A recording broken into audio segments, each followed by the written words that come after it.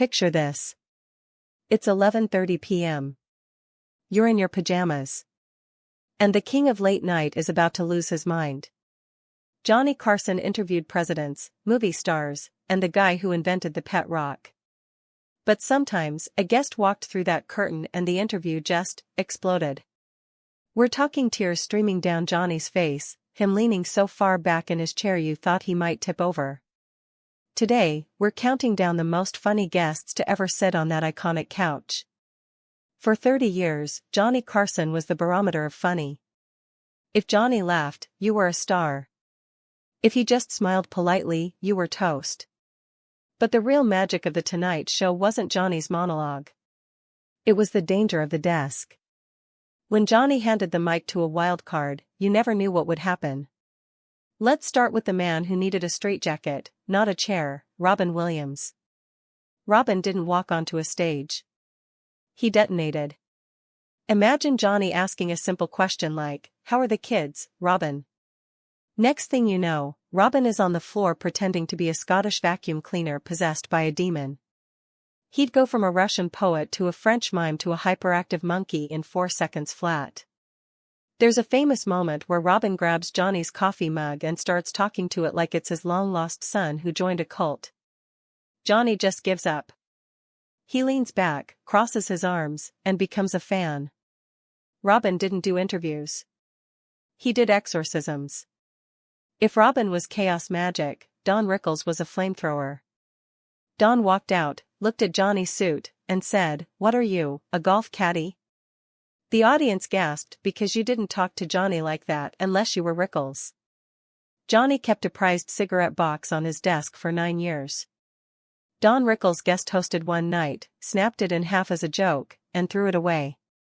The next week, Johnny showed up on Rickles' TV show dressed as a janitor, grabbed Don by the collar, and screamed, "Where's my cigarette box?" The audience lost it. It was the most beautifully petty revenge in TV history. Then there was the man with the red tie and the eternal sweat, Rodney Dangerfield.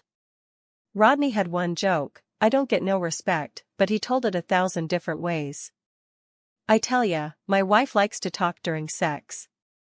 Last night she called me from the hotel." Boom. Johnny slaps the desk.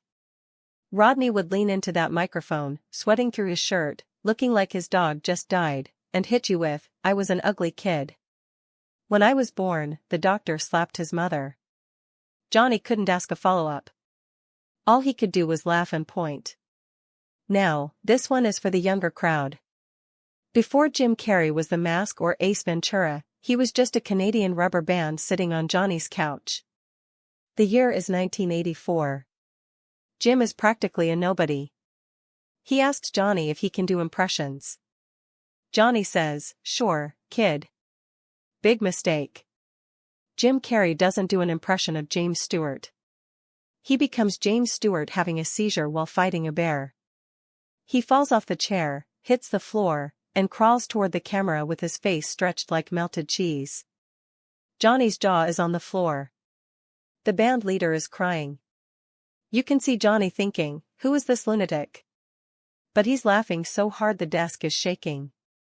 That night, a star was born. Sometimes, the funniest moments weren't solo acts.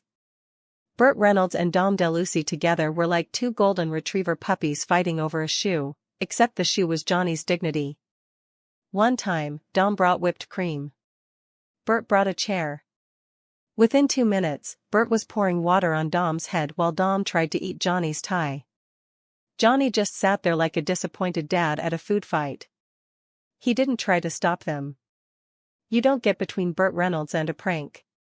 But there is one guest who stands above the rest, Steve Martin. The wild and crazy guy. Steve came out wearing a white suit and bunny ears.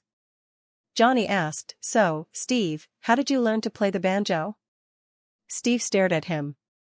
Dead silent. 5 seconds. 10 seconds. The audience got quiet. Then Steve said, very seriously, "I stole one from a hobo. He taught me how to play dueling banjos in exchange for a ham sandwich." Johnny lost it. But Steve wasn't done. He pulled out a balloon, blew it up, twisted it into a puppy, handed it to Johnny, and said, "That's your son. You have 3 hours to live." Johnny Carson, the king of cool, the master of the deadpan, was gasping for air, pounding the desk, and yelling, "Stop, I can't breathe." That is the holy grail, making Johnny Carson beg for mercy. Nobody does this anymore. We live in a world of scripted podcasts and PR-trained robots. But back then, you turned on the TV at midnight and genuinely had no idea what was going to happen. Robin might turn into a bee. Don might call you a hockey puck. And Rodney would just shrug and say, "Tough crowd, Johnny." So here's my question for you. Who was the funniest guest Johnny Carson ever had? Was it the manic energy of Robin Williams? The insults of Don Rickles? Or the weird genius of Steve Martin? Drop it in the comments. Let's start a friendly fight. If you enjoyed this trip back to the golden age of late night, hit that subscribe button.